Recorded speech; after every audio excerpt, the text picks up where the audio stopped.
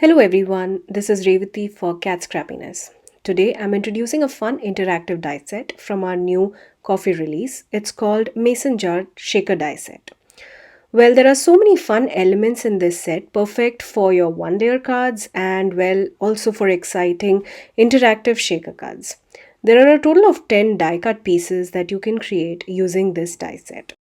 Let me first take out each of these dice from the packaging and we can talk about each of them in detail.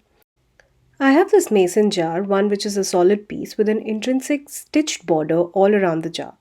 This can be used as is, cut out using a white cardstock and then color it, or cut using some beautiful pattern paper.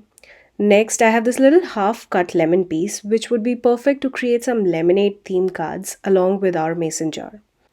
Next, we have this die cut center mason jar. Well, you will notice that I still have kept the center of these die cuts and have not separated them. It's just because I don't want to lose any of those tiny pieces, and anyways the center would be cut out. Well, in this I have a little strawberry with its leafy top, a straw, and a piece of the jar which would be perfect to create the top of our mason jar. Let us take a look at how these dies would cut out on our cardstock. I used white 100-pound cardstock for my samples here.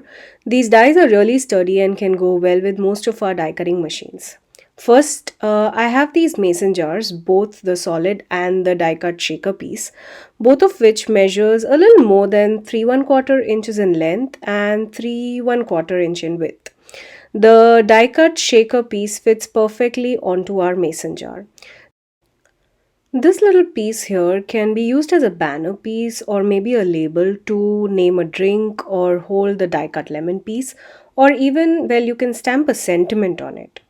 Next, we have this little piece which can be used as a decorative element for our jar, or maybe kind of a cheesecloth that, well, you use when you try to close the lid of the jars. It has a stitched wavy edging on it with some slits for texture. Now these two pieces which sit inside the shaker mason jar die. The first one here is the lid of our jar. You can cut it using some silver cardstock or maybe painted silver, and the second one could be the straws for your drinks. Well, now this I feel is the cutest element in the entire die set. It is this little strawberry. I love the tiny little detailing and the piercing on the strawberry which resembles the little seeds, and we also have a leafy top of the berry.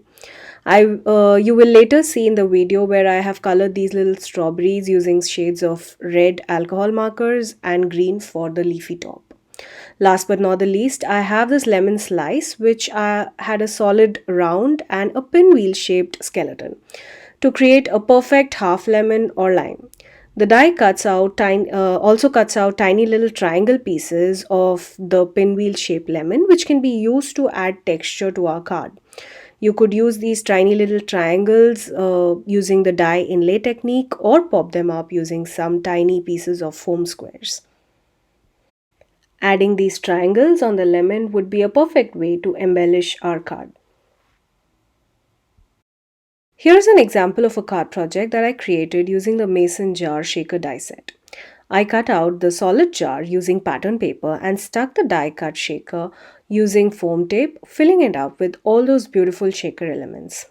I cut out the little wavy decorative piece using the same pattern paper as my solid mason jar and then embellished the card with the straw, some lemons and strawberries. I used pattern paper to ground my mason jar.